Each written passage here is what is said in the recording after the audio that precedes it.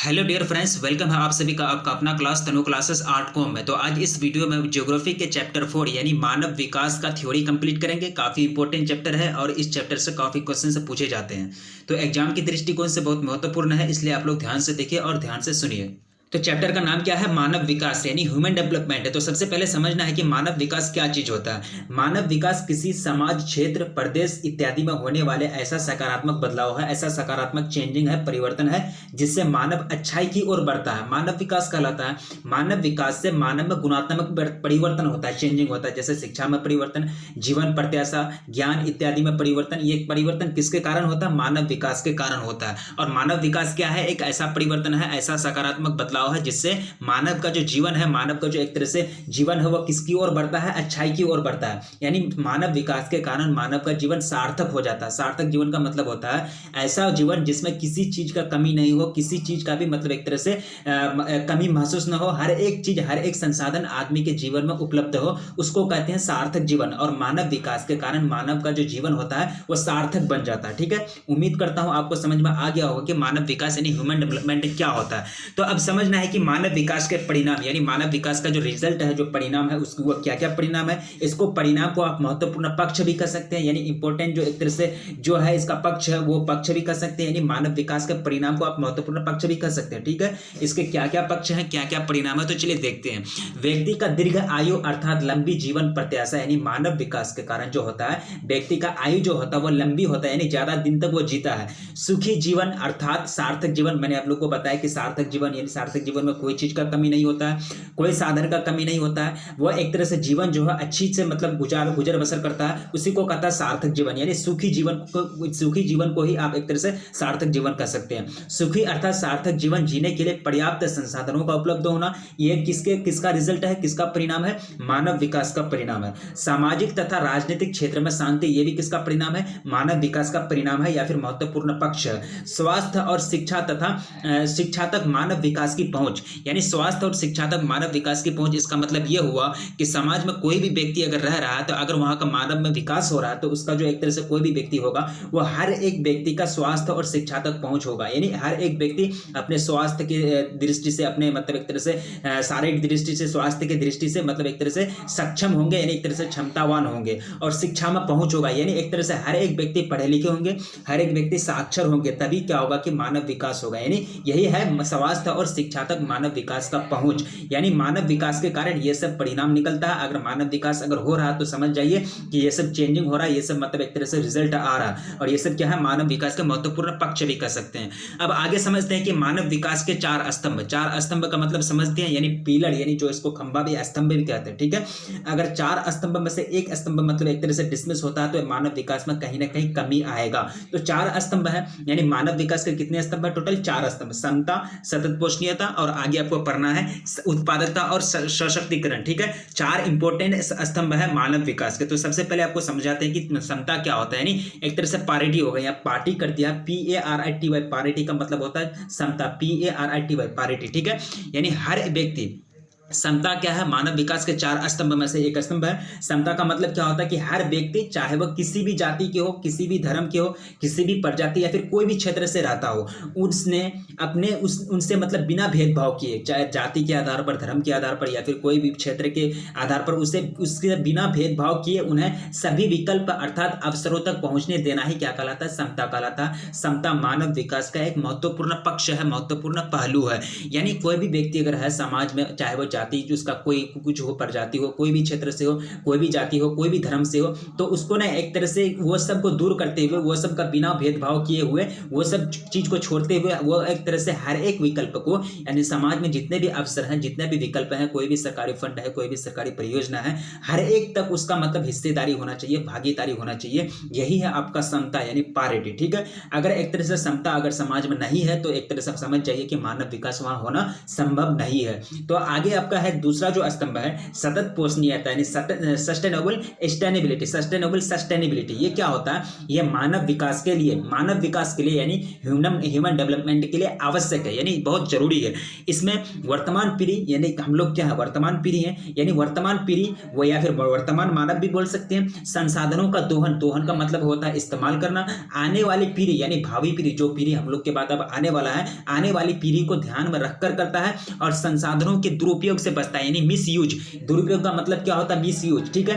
क्योंकि सतत पोषणीयता में सभी पीढ़ी का समान अवसर प्राप्त होता है, यानी सतत पोषणीयता में सभी पीढ़ी को, चाहे वो कोई भी पीढ़ी हो, आने वाला पीढ़ी हो या फिर हम लोग जो पीढ़ी है, सब पीढ़ी को मतलब एक तरह से समान अवसर मिलता है, समान एक तरह से सतत ये एक तरह से अवसर मिलता है, यानी एक मौका मिलता है। सतत पोषणीयता में आने वाली पीढ़ी को, जैसे कि हम लोग क्या कर रहे हैं, कोई भी संसाधन का यूज कर रहे हैं, पानी का यूज कर रहे हैं, पेड़ पौधे काट रहे हैं, जमीन का यूज कर रहे हैं, खाद्य इत्यादि सब का यूज कर रहे हैं, लेकिन हम लोग को ये ध्यान में रखना चाहिए कि आने वाला जो पीढ़ी है वो उसको कोई भी दिक्कत नहीं होना चाहिए। जैसे कि हम लोग अगर पानी का यूज करते हैं तो हम लोग ज्यादा यूज नहीं करेंगे, मतलब उसका दुरुपयोग नहीं करेंगे। क्यों? अगर उसका दुरुपयोग नहीं करेंगे तो आने वाला जो पीढ़ी है, जो भावी पीढ़ी है, उसको एक तरह से कोई परेशानी नहीं होगी, उसको कोई परेशानी झेलनी नहीं पड़ेगी, कोई दिक्कत नहीं होगा। तो यही है सतत पोषणीयता, यानी सतत पोषणीयता में आने वाली पीढ़ी को भी ध्यान में रखा जाता है, चाहे वो कोई भी संसाधन का यूज कर रहे हैं, कोई भी मानव, तो सतत पोषणीयता में ये चीज होता है, ठीक है। दूसरा स्तंभ हम लोग पढ़ लिए, अब तीसरा स्तंभ की ओर बढ़ते हैं। तीसरा स्तंभ जो है मानव विकास का, वो है उत्पादकता यानी प्रोडक्टिविटी। ये क्या होता है? मानवीय क्षमताओं में बढ़ोतरी, चिकित्सा में सुधार इत्यादि कर मानव को बेहतर कार्य क्षमता प्रदान किया जा सकता है। यानी मानवीय क्षमता में कैसे बढ़ोतरी किया जा सकता है? अगर आदमी बीमार है उसको एक तरह से चिकित्सा सुविधा देंगे, एक तरह से जो क्या होगा कि वो कार्य करने के लिए, कोई भी काम करने के लिए उसके अंदर एक क्षमता आ जाएगी, कैपेसिटी आ जाएगी। उससे साथ ही साथ उस जान में भी एक तरह से ज्ञान में भी मतलब बढ़ोतरी होती है, यानी उत्पादकता। ये भी एक तरह क्या है, महत्वपूर्ण पहलू है किसका? मानव विकास का, ठीक है। अब आखिरी जो पहलू है यानी चारवां स्तंभ जो है वो है सशक्तिकरण यानी एम्पावरमेंट। ये क्या होता है कि मानव को अपना विकल्प स्वतंत्र रूप से चुनने के लिए शक्ति प्रदान करना ही क्या कहलाता है? सशक्तिकरण कहलाता है, ठीक है। यानी मानव कोई भी समाज में रह रहा है, वो कोई भी काम करे, कोई भी अपना एक तरह से मनमर्जी से चले, एक तरह से कोई भी विकल्प को चुनने के लिए, यानी कोई भी किसी का मतलब एक तरह से किसी के अंडर में नहीं रहे, किसी के दबाव में नहीं रहे, किसी का मतलब वो फ्री होकर के समाज में अपना जी सके और अपना एक तरह से विकल्प को, रोजगार को कर सके, ठीक है। यही है आपका सशक्तिकरण। यानी सशक्तिकरण का मतलब होता है कि आदमी को एक तरह से शक्ति प्रदान करना। कौन सा शक्ति प्रदान करना? क्या करने के लिए? यानी विकल्प को चुनने के लिए, यानी स्वतंत्र होकर के विकल्प को चुनने के लिए ही क्या कहलाता है? सशक्तिकरण कहलाता है। ये चार स्तंभ हो गया, सशक्तिकरण, उत्पादकता और क्या पढ़े? सतत पोषणीयता और क्या पढ़े हम लोग? समता। ये चार स्तंभ है मानव विकास के, चार स्तंभ। आपको एग्जाम में अगर पूछा जाएगा तो 5 नंबर का पूछा जाएगा। ये काफी बार पूछा गया क्वेश्चन है। मानव विकास के चार स्तंभ, मानव विकास के स्तंभ को लिखें, यानी मानव विकास के स्तंभ के बारे में क्या समझते हैं, तो आपको आंसर देना है। अगर आपका क्वेश्चन अगर 5 नंबर का रहेगा तो आपको पूरा एक तरह से लिखना पड़ेगा, ठीक है। मानव विकास के चार स्तंभ है, समझ गए? अगर आपको समझ में नहीं आता तो प्लीज कमेंट कीजिएगा। तो आगे बढ़ते हैं। आगे आपको समझना है कि वृद्धि क्या चीज होता है। देखिए, वृद्धि, विकास तो समझ लिए, विकास क्या है? एक सकारात्मक बदलाव है जिसके कारण मानव का जीवन वह अच्छाई की ओर बढ़ता है। अब वृद्धि क्या चीज होता है? यानी ग्रोथ। वृद्धि विकास का एक चरण है। वृद्धि और ग्रोथ में ये वृद्धि और विकास में अंतर होता है। वृद्धि विकास का एक चरण है जो विकास की सतत प्रतिक्रिया में अपना भूमिका निभाती है, ठीक है। यानी सतत प्रक्रिया, यानी एक तरह से लगातार चलता हुआ प्रक्रिया में अपना भूमिका निभाती है। तो हम लोग समझ लिए कि वृद्धि और विकास क्या होता है। विकास का मतलब हम लोग क्या समझे कि विकास एक ऐसा सकारात्मक बदलाव है जिससे मानव जीवन अच्छाई की ओर बढ़ता है, बेहतरी की ओर बढ़ता है। और वृद्धि का मतलब हम लोग क्या पढ़े? वृद्धि एक विकास का चरण है, ठीक है। तो हम लोग को यहाँ समझना है कि वृद्धि और विकास में क्या अंतर होता है। बहुत बार पूछा गया क्वेश्चन है, वृद्धि और विकास से आप क्या समझते हैं? वृद्धि और विकास में अंतर को स्पष्ट करें। ये क्वेश्चन जो है ना बहुत बार पूछा गया क्वेश्चन है, ठीक है। तो हम लोग समझते हैं कि वृद्धि और विकास में क्या बेसिक अंतर है। तो सबसे पहले समझते हैं, वृद्धि जो है, वृद्धि को मापा जा सकता है, यानी वृद्धि को आंका जा सकता है। ये पहला लाइन छोड़ दीजिए, ठीक है। ये पहला लाइन थोड़ा सा मिस्टेक हुआ। वृद्धि को आंका जा सकता है, मापा जा सकता है। वृद्धि का मतलब मात्रात्मक बदलाव है, यानी वृद्धि का ये दर्शाता है कि कोई भी चीज में कितना मात्रा में बढ़ोतरी हो रही है, कितना ये मात्रात्मक बदलाव। यानी वृद्धि ये भी कह सकते कि कोई भी किसान अगर खेती करता है तो उसका एक वर्ष में कितना मतलब एक तरह से बदलाव हुआ, यानी एक वर्ष में कितना क्विंटल अनाज, कितना मात्रा में अनाज मतलब ज्यादा बदलाव हुआ, वृद्धि हुआ, वही चीज है। यानी वृद्धि का मतलब क्या है? इसका अर्थ होता है मात्रात्मक बदलाव। वृद्धि विकासहीन और विकासयुक्त दोनों हो सकता है। यानी विकासहीन का मतलब होता है विकास के बिना, यानी विकास नहीं हो सकता। विकासहीन का मतलब होता है विकास के बिना, और विकासयुक्त का मतलब होता है विकास विकास सहित, ठीक है। यानी वृद्धि जो है ये दोनों हो सकता है, विकासहीन और विकास युक्त। ये कैसे, ये लाइन आपको समझिए। देखिए, अगर किसी देश की अगर जनसंख्या अगर बढ़ रही है, मान चलिए एक तरह से हमारे ही देश की, प्यारे देश भारत की अगर जनसंख्या बढ़ रही है, तो ये जरूरी नहीं है कि वृद्धि जो हो रही है जनसंख्या में, बढ़ना क्या है, वृद्धि, यानी जनसंख्या में अगर वृद्धि हो रही है तो कोई जरूरी नहीं है कि एक तरह से जनसंख्या का वृद्धि के कारण विकासहीन हो जाएगा, यहाँ का विकास नहीं होगा। अगर हम लोग जनसंख्या को, यहाँ की अगर सरकार अगर पूरी जनसंख्या को एक तरह से रोजगार उत्पन्न करा देती है, यहाँ पूरे संसाधन है, ये देश के पास पूरा संसाधन है, इतना संसाधन है, इतना रिसोर्सेज है कि यहाँ के पूरे जनसंख्या को अपना रोजगार दे सकता है, अपना प्रशिक्षण दे सकता है, तो क्या होगा, ये सब जनसंख्या एक तरह से मानव विकास के में बदल जाएगा। यानी मानव विकास के कारण ये सब जनसंख्या एक तरह से इसके अंदर क्षमता आ जाएगी कोई भी काम को करने के लिए, और ये ऐसा क्षमता आ जाएगी कि ये लोग किसी भी देश में जाकर के, किसी भी विदेश में जाकर के, या फिर अपने ही देश के लिए बहुत बड़े बड़े काम करेंगे, तो क्या होगा, हमारा देश का विकास होगा, ठीक है। तो वही बात है कि वृद्धि क्या हुआ, यहाँ की जनसंख्या के बढ़ने से जो है एक तरह से जनसंख्या का वृद्धि होने से क्या हुआ, विकास हुआ, यानी विकास हो गया। अगर हमारे देश में मान चलिए थोड़ा सा कि हमारे देश में कोई भी संसाधन नहीं है, जनसंख्या खूब बढ़ रहा है, कोई भी संसाधन नहीं है, तो वो जो संसाधन नहीं है उसको अगर जनसंख्या को पूर्ति नहीं कर पाए, जनसंख्या को एक तरह से सक्षम नहीं बना पाए, तो वो जनसंख्या क्या हो जाएगा, उसका वृद्धि क्या हो जाएगा, विकासहीन हो जाएगा, यानी एक तरह से विकास में बाधा डालेगा, ठीक है। वृद्धि विकासहीन और विकासयुक्त दोनों हो सकता है, यही बात आपको कहा जा रहा है, ठीक है। अब आगे आपको समझना है विकास। विकास क्या चीज होता है, विकास का अर्थ विकल्पों में बढ़ोतरी, यानी एक तरह से विकल्पों में बढ़ोतरी, यानी एक तरह से विकल्प में ज्यादा विकल्प हो, विकास का अर्थ मतलब यही होता है। यानी अगर कोई व्यक्ति अगर समाज में रह रहा है तो कोई भी रोजगार कर रहा है, अगर उसके विकल्प में वृद्धि कर दिए तो वो कोई एक रोजगार को छोड़ के दूसरा भी काम कर सकता है। यही बात आपको कह रहा है कि विकास का मतलब क्या होता है, विकल्प में वृद्धि, ठीक है। विकास का अर्थ गुणात्मक बदलाव। गुणात्मक बदलाव कैसे, देखिए, आदमी अगर पढ़ लिख करके, प्रशिक्षण लेकर के, ट्रेनिंग लेकर के, एजुकेशन लेकर के अगर एक तरह से करता है तो आदमी में क्या हो जाता है, विकास हो जाता है, यानी एक तरह से गुणात्मक बदलाव हो जाता है। यानी विकास का अर्थ क्या हो जाता है, एक तरह से गुणात्मक बदलाव, जबकि विकास वृद्धि के कारण ही संभव है। अब ये पॉइंट समझिए, जबकि विकास जो है वृद्धि के कारण ही संभव है, ठीक है। यानी विकास, ये बाबू साहब जो है विकास, ये वृद्धि पर डिपेंडेंट है, ठीक है। यानी अगर वृद्धि होगा तभी विकास होगा, यानी जबकि विकास वृद्धि के कारण संभव है, यानी वृद्धि जो है एक तरह से विकास होगा या नहीं होगा, ये चीज वृद्धि पर ही डिपेंडेंट है। अगर वृद्धि एक तरह से बढ़ती है तो वृद्धि विकास होगा, या घटती है या बढ़ती है, वृद्धि मतलब अगर रुक जाए, स्थिर रहे तो विकास भी रुक जाएगा। लेकिन लेकिन लेकिन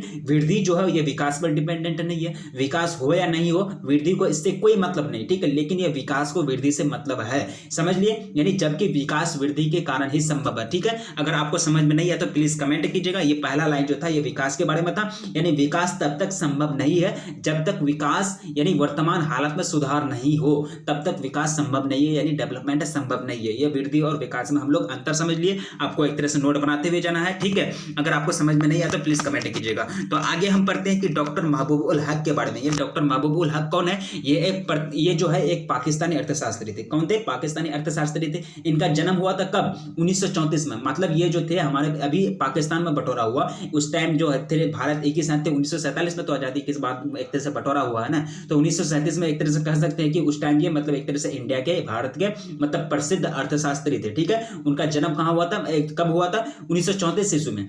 और ये पाकिस्तान के 10वां वित्त मंत्री भी रह चुके हैं, यानी फाइनेंस मिनिस्टर भी रह चुके हैं। कौन, डॉक्टर महबूब उल हक। और ये डॉक्टर महबूब उल हक ने 1990 में, कब, 1990 में अपना मानव विकास सूचकांक निर्मित किया, यानी HDI जिसको कहते हैं, HDI का मतलब क्या होता है, ह्यूमन डेवलपमेंट इंडेक्स। ये क्या होता है, ये एक तरह से विश्व स्तर पर एक तरह से सूचकांक होता है, यानी एक तरह से रिजल्ट होता है, एक तरह से चार्ट होता है ये। और ये चार्ट में हर एक देश के मतलब शिक्षा के आधार पर या फिर स्वास्थ्य के आधार पर, सभी चीज के आधार पर देखा जाता है कि कौन देश कितना विकास कर रहा है। यही होता है HDI यानी ह्यूमन डेवलपमेंट इंडेक्स, मानव विकास सूचकांक। और ये डॉक्टर महबूब उल हक 1990 में, कब, 1990 में अपना खुद का HDI का निर्माण किया था, यानी ह्यूमन डेवलपमेंट इंडेक्स यानी मानव विकास सूचकांक का निर्माण किया था, निर्मित किया था। उनके अनुसार, किनके अनुसार, डॉक्टर महबूब उल हक के अनुसार विकास का संबंध लोगों के विकल्पों में बढ़ोतरी, यानी लोगों के विकल्पों में बढ़ोतरी। अभी मैंने आप लोगों को बताया कि लोगों के विकल्प में कैसे बढ़ोतरी होता है, अगर उसके पास ज्यादा विकल्प हो, यानी एक काम को छोड़ करके दूसरा काम करने का भी एक तरह से उसके पास चांस है, तो वही है विकल्प, ठीक है।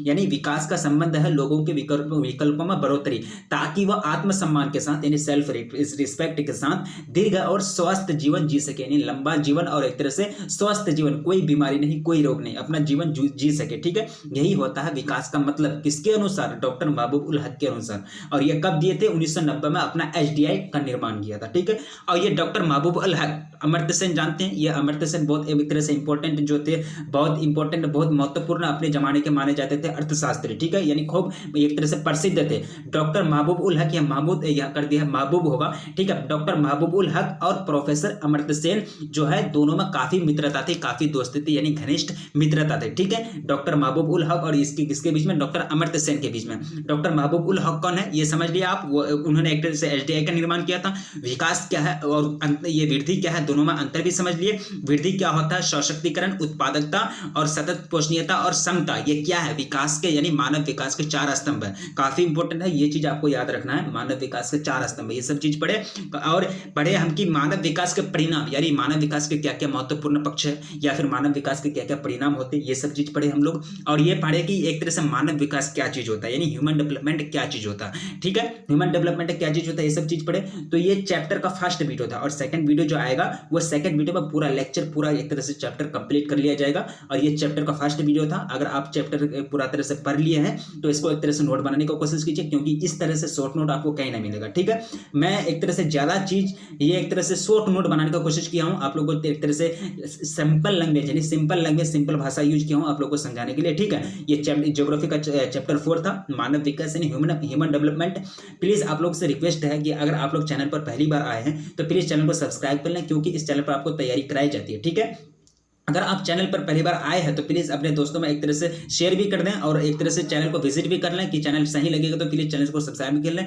और एक तरह से इसमें जो तैयारी कराई जाती है वो फुल्ली तैयारी कराई जाती है, ठीक है। थ्योरी के साथ आपको क्वेश्चन भी कराया जाएगा, ऑब्जेक्टिव क्वेश्चन जिसको एमसीक्यू भी कहते हैं, वो सब भी पूरा तरह से कराया जाएगा, ठीक है। तो फिर रखिए अपना ख्याल, मिलेंगे फिर नेक्स्ट वीडियो में, तब तक के लिए जय हिंद।